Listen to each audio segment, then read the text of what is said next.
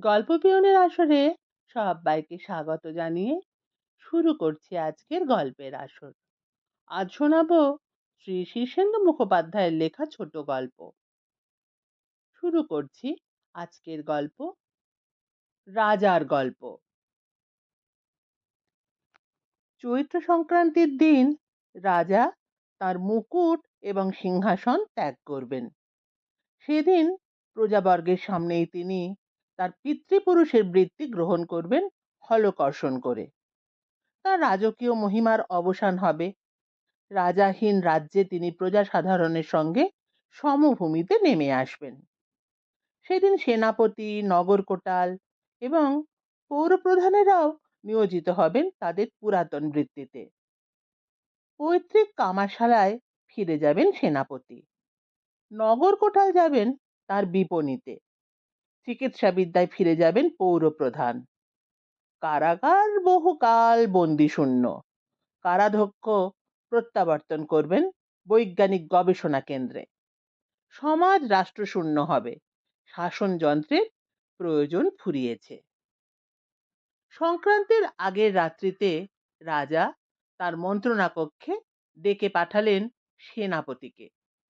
সহাস্য মুখে প্রশ্ন করলেন, সেনাপতি, আপনার প্রয়োজন কি এ রাজ্যের পক্ষে সত্যিই ফুরিয়েছে? সেনাপতি অনায়াসে উত্তর দিলেন, মহারাজ, এ রাজ্যের জন্য সেনাপতির প্রয়োজন নেই। আমরা আর রাজ্য জয় করি না। রাজ্য রক্ষারও কোনো প্রয়োজন নেই। প্রতিবেশী রাষ্ট্ররা একে একে সকলেই আমাদের আদর্শ গ্রহণ করেছেন।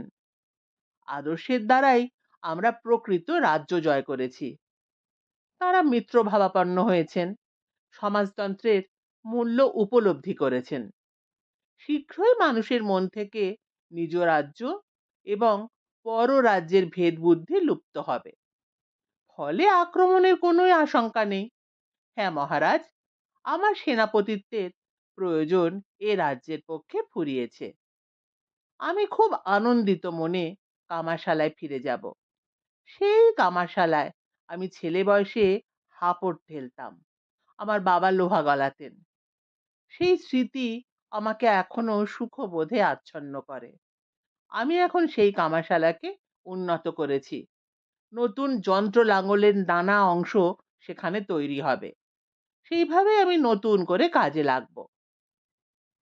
তাকে বিদায় দিয়ে রাজা ডাকলেন নগর কোটালকে। রাজার প্রশ্নের উত্তরে কোটাল নির্দ্বিধায় বললেন, মহারাজ, বহুকাল হয় আমি কোটালত্ব ভুলে গেছি। রাজ্য সুশাসিত হয় তখনই যখন প্রতিটি মানুষ তার নিজের দ্বারা শাসিত হয়। এখন এ রাজ্যে একজন শালঙ্কারা সুন্দরী অষ্টাদশী কন্যা একাকিনী দিনে ও রাত্রে সর্বত্র ভ্রমণ করতে পারবেন। তার আভরণ ও সতীত্ব অক্ষুণ্ণ থাকবে। গৃহস্থরা দ্বার উন্মোচিত রেখে শয়ন করতে পারেন। ঘরে কেউ প্রবেশ করবে না। মহারাজ, আমাকে আর এ রাজ্যের প্রয়োজন নেই। আমার ঠাকুরদার মুদিখানায় আমি ফিরে যাব। যদিও সে দোকান এখন রাষ্ট্রায়ত্ত, সব দোকানে তাই, তবে সেখানে আমার ছেলেবেলার স্মৃতি আছে। সেই দোকানটিকে এখনো আমি ভালোবাসি। এরপর পৌরপ্রধান প্রশ্নের উত্তরে বললেন, মানুষের কর্তব্যবোধ জেগেছে। এ নগরকে পরিচ্ছন্ন রাখার দায়িত্ব সব নাগরিকই বহন করছেন। আমার আর প্রয়োজন কি? প্রধানের প্রয়োজন তখনই যখন অধস্তনরা নাবালকের মতো দায়িত্ব জ্ঞানহীন হয়। চিকিৎসক হিসেবে এক সময় আমি দেখেছি যে রোগী আরোগ্য লাভ করলে তাকে চিকিৎসা মুক্ত করতে হয়। এখন পৌরকার্য চিকিৎসা মুক্ত হোক। নাগরিকরা সুস্বাস্থ্যের অধিকারী, সংক্রামক ব্যাধি কিছু নেই, নদীর জল জীবাণুমুক্ত, মানুষের জন্মহার নিয়ন্ত্রিত। বৃদ্ধ ছাড়া আর কোনো বয়সেই কোনো মৃত্যুহার পরিলক্ষিত হয় না। মহারাজ, আমার পুরনো বৃত্তি যদিও আর খুব একটা কাজে লাগবে না, তবু সেই বৃত্তিতেই আমাকে ফিরে যেতে দিন। এলেন কারাধ্যক্ষ। বললেন, প্রজারা আর নিয়ম ভাঙে না, বড় অপরাধ দূরের কথা, তারা পরস্পরকে কথার ছলে অপমানও করে না আর। প্রত্যেকেই বিনয়ী এবং ভদ্র, কর্তব্যে সজাগ। ফলে প্রধান এবং তার সহকারী বিচারকেরা কেবল আইনতত্ত্ব গবেষণা করে সময় কাটান, প্রয়োগের সুযোগ ঘটে না। মানুষ নিজের মহামূল্যবান জীবনকে উপলব্ধি করেছে, ফলে নরহত্যা ঘটে না। মানুষ তার প্রয়োজনীয় সবকিছুই অনায়াসে পাচ্ছে, ফলে চৌর্যবৃত্তি বন্ধ। পূর্ব অভিজ্ঞতা বলে প্রতিটি মানুষই জানে যে তার কর্তব্যে অবহেলা অন্যের সাতিশয় অসুবিধার কারণ ঘটাতে পারে। ফলে বিনা উৎকোচে সমস্ত কার্য যথাসময়ে সিদ্ধ হয়। ফলে কারাগার জনশূন্য, এত জনশূন্য যে প্রহরীরা সে দৃশ্য সহ্য করতে না পেরে বিষণ্ণ থাকে। মহারাজ, আপনি আমাকে বিদায় দিন। কারাভবনকে অন্য কোনো ভবনে রূপান্তরিত করুন, প্রহরীদেরও ভিন্ন বৃত্তিতে নিয়োগ করুন। এইভাবে একে একে সব রাজকর্মচারীকেই জিজ্ঞাসা করলেন রাজা। বুঝতে পারলেন বাস্তবিকই রাষ্ট্রের প্রয়োজন ফুরিয়েছে। তবুও নিশ্চিত হওয়ার জন্য তিনি এবার একে একে কিছু কিছু প্রজাকে ডেকে পাঠাতে লাগলেন। প্রথমেই এলেন রাজ্যের সবচেয়ে বৃদ্ধ মানুষটি, যার বয়স 160 বছর, যিনি এখনো সরল কাণ্ড বিশিষ্ট গাছের মতো দাঁড়ান।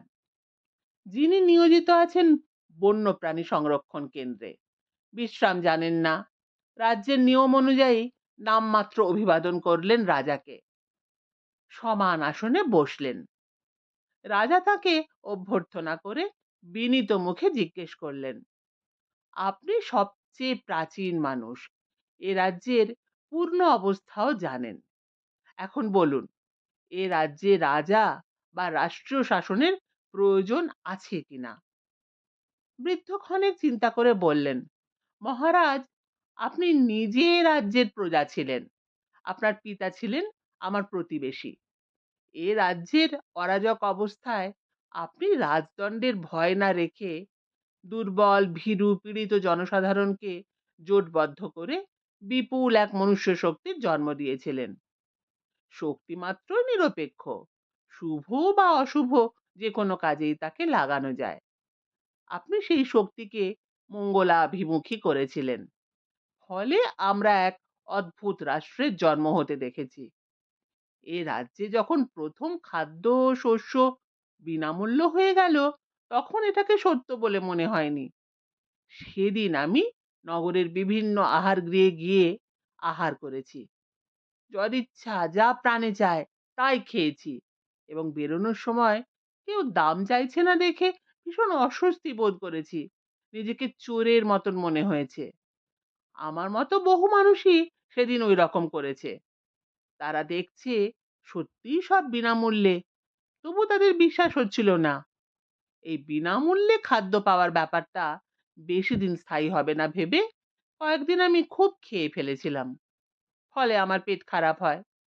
আমার নাতি আমার এই কাণ্ড দেখে খুব হেসেছিল।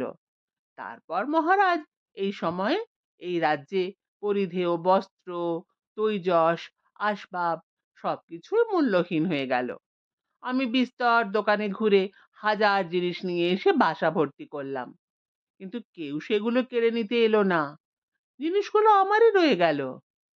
ক্রমে বুঝতে পারলাম আমি খামোখা এত জিনিস সংগ্রহ করেছি। আমরা আগে দুর্দিনের জন্য সুদিনের সঞ্চয় রাখতাম, কিন্তু এখন দুর্দিন নিঃশেষিত হয়েছে। ফলে এই সঞ্চয় ঘরকে অরণ্যে পর্যবেসিত করেছে। আজ আমি তাই সব জিনিস ফিরিয়ে দিয়ে এলাম। তারপর আগের মতোই অপ্রচুর জিনিসের ঘর গৃহস্থালিতে সুখী বোধ করতে লাগলাম, আবার আগের মতো। আমি মিতাহারি, মহারাজ। যখন সেদিন আমার কানে এলো যে আপনি সিংহাসন ত্যাগ করে সাধারণ জীবন গ্রহণ করবেন, সেদিনও আমার মনে শঙ্কা এসেছিল যে রাজা না থাকলে আবার অরাজকতা দেখা দেবে, হয়তো আবার পাপ আসবে। কিন্তু মহারাজ, একটু ভেবে দেখলাম, ঠিক যেভাবে আপনি আপনার পূর্ব সিদ্ধান্তগুলোতে সাফল্য লাভ করেছেন, ঠিক সেইভাবে এতেও আপনি সফল হবেন। না মহারাজ, সম্ভবত এ রাজ্যে আর রাজার প্রয়োজন নেই। আর একজন প্রজা এসে পূর্ববৎ অভিবাদন করে আসন গ্রহণ করলেন এবং বললেন, মহারাজ, আপনার শাসনবিধির তুলনা নেই। খাদ্য, পানীয়, বসতগৃহ, চিকিৎসা, যানবাহন ইত্যাদির জন্য আমাদের কোনো ব্যয় নেই। এ রাজ্যের এক প্রান্ত থেকে অন্য প্রান্ত পর্যন্ত আমি যে কোনো যানে ভ্রমণ করতে পারি। যে কোনো চিকিৎসককে ডেকে চিকিৎসা করাতে পারি। তার জন্য আমাকে কিছুই ব্যয় করতে হবে না। মহারাজ, আমার পিতামহের দানশীলতার খ্যাতি ছিল, কিন্তু তিনি যদি আপনার রাজ্যে বাস করার অভিজ্ঞতা লাভ করতেন, তবে অবশ্যই খ্যাতি লোপের ভয়ে রাজ্য ছেড়ে পালাতেন। কারণ দয়া গ্রহণ মনুষ্যত্বের অবমাননা স্বরূপ। মহারাজ, আমরা আমাদের যৌথ দায়িত্ব কর্তব্যবোধ সম্পর্কে সজাগ, কাজেই রাজকীয় শাসনও দয়া ধর্মের মতোই অপ্রচলিত হয়ে গেছে। পরবর্তী প্রজা এক মধ্যবয়স্ক চিত্রকর। তিনি বললেন, মহারাজ, আমার পিতা ছিলেন যোদ্ধা। তিনি এক সময়ে রাজ্যের হয়ে বিভিন্ন রাজ্যের সঙ্গে অনেক যুদ্ধ করেছেন। তিনি মহাবীর খ্যাতি লাভ করেছিলেন। তার গায়ে নানা অস্ত্রাঘাতের চিহ্ন ছিল। জীবনের শেষ দিন পর্যন্ত ওই চিহ্নগুলিকে তিনি পদকের মতো ভালোবাসতেন। এই যুদ্ধপ্রিয় লোকটি নরহত্যার অপ্রয়োজনীয়তাকে কখনো বুঝতে চাইতেন না। যুদ্ধ না থাকলে মানুষ হীন ও নির্বীর্য হয়ে যাবে বলে তার বিশ্বাস ছিল। ছেলেবেলায় তাই আমি যুদ্ধবাজ মনোভাবাপন্ন ছিলাম। আমি প্রথমে ফড়িং, পাখি, তারপর কুকুর, বেড়াল, বাঁদর এইসব হত্যা করতে শুরু করি। বাবার মতো হওয়ার জন্য শীঘ্রই আমি কোনো প্রতিদ্বন্দ্বী বালককে দ্বন্দ্বযুদ্ধে হত্যা করব, এরকম অভিলাষও আমার ছিল। ঠিক সেই সময়ে আমি আপনার বিপ্লবে অংশীদার হই যুদ্ধের আশায়, এবং কালক্রমে আপনার আদর্শকে বুঝতে পারি এবং আমার হৃদয় শান্ত হয়, যুদ্ধ স্পৃহা জ্বরের মতো সেরে যায়। নিরীহ পশু পাখি হত্যা করে যে পাপ আমি করেছিলাম, এখন তার স্খলন করি এই হাতে তাদেরই ছবি এঁকে। মহারাজ, এই সমাজ ব্যবস্থায় হয়তো যুদ্ধের এবং বীরত্বের প্রয়োজন ছিল, এখন তা ফুরিয়েছে। মহারাজ, হয়তো সেরকম রাষ্ট্রযন্ত্রেরও প্রয়োজন ফুরিয়েছে। আপনি সঠিক সিদ্ধান্ত নিয়েছেন। আমরা এতটাই আত্মবিশ্বাসী যে ঈশ্বরও আমাদের কাছে কিংবদন্তি মাত্র। সংক্রান্তির দিন সকালে রাজা স্নান করলেন। পুরোহিতকে বললেন, কেউ যখন রাজা হয় তখন তার অভিষেকের ব্যবস্থা আছে, কিন্তু রাজা যদি যে কেউ একজন হতে চায়, তখন কি তার কোনো অভিষেক আছে? পুরোহিত মাথা নাড়লেন, না মহারাজ। প্রাকারের পাশে সুসজ্জিত বেদিতে সাজানো সিংহাসন। রাজা সেখানে এসে বসলেন। হাতে তুলে নিলেন রাজদণ্ড, মাথায় পরলেন মুকুট, শেষবারের মতো। সামনের আম্রকাননে হাজার হাজার কৌতূহলী প্রজা সমবেত। একপাশে শূন্য একটু জমিতে চাষার পোশাক এবং বলদযুক্ত একখানা হাল রয়েছে। রাজা আজ আনুষ্ঠানিকভাবে সিংহাসন, মুকুট ও দণ্ড ত্যাগ করে হলকর্ষণ করবেন। রাজাকে আজ বেশ আনন্দিত তৃপ্ত দেখাচ্ছিল। রাজা আস্তে আস্তে উঠে দাঁড়ালেন। চারিদিক নিস্তব্ধ হয়ে গেল। তিনি গম্ভীর গলায় গতকাল রাত্রে যাদের সঙ্গে কথা হয়েছিল তাদের সাক্ষ্য প্রমাণ উল্লেখ করে বললেন যে তাঁর শাসনের প্রয়োজন সত্যিই ফুরিয়েছে। এবার সমাজ হবে রাষ্ট্রহীন, মনুষ্যত্বই হবে প্রকৃত শাসক। রাজা মুকুট খুললেন, রাজপোশাক উন্মোচন করলেন, সিংহাসন ত্যাগ করে সিঁড়ি দিয়ে ধীর পদক্ষেপে নামতে লাগলেন। নিস্তব্ধতার মধ্যে হঠাৎ কে যেন চেঁচিয়ে বলে উঠল, মহারাজ, কাল রাত্রিতে আমার ঘরে চোর ঢুকেছিল। সবাই চকিত হয়ে চারপাশ তাকাতে লাগলো। সেনাপতি কোমর বন্ধ তলোয়ার শুদ্ধ খুলে রাখতে যাচ্ছিলেন। এই কথা শুনে কোমরবন্ধ আবার আঁটলেন। কারাধ্যক্ষ চকিত হয়ে হাতে ধরা ইস্তফাপত্রটি লুকিয়ে ফেললেন। আর একটি কণ্ঠ চেঁচিয়ে বলল, মহারাজ, আজকের অনুষ্ঠানে সম্মুখবর্তী আসনটি পাওয়ার জন্য আমাকে 20 মুদ্রা উৎকোচ দিতে হয়েছে। আরেকটি কণ্ঠ আর্তনাদ করলো, মহারাজ! কিন্তু তার অভিযোগ গোলমালে পাল্টা চিৎকারে শোনা গেল না। বহু কণ্ঠের আর্তনাদ উঠতে লাগলো, মহারাজ, মহারাজ, মহারাজ! মাঝ সিঁড়িতে থেমে দাঁড়ালেন রাজা, বিস্মিত, ব্যথিত, ভ্রুকুটি করলেন। তারপর হতাশ ক্লান্ত দৃষ্টিতে চেয়ে রইলেন সামনের উদ্বেলিত জনসাধারণের দিকে। তারপর ধীর ক্লান্ত পায়ে আবার সিঁড়ি বেয়ে উঠে যেতে লাগলেন পরিত্যক্ত সিংহাসনের দিকে। শুনছিলেন শ্রী শীর্ষেন্দু মুখোপাধ্যায়ের লেখা একটি ভিন্ন স্বাদের ছোট গল্প, রাজার গল্প। গল্পটি কেমন লাগলো আমাকে কমেন্ট করে জানাবেন। ভালো লাগলে চ্যানেলটিকে সাবস্ক্রাইব করতে ভুলবেন না। ফিরে আসছি আবার কোনো নতুন গল্প নিয়ে।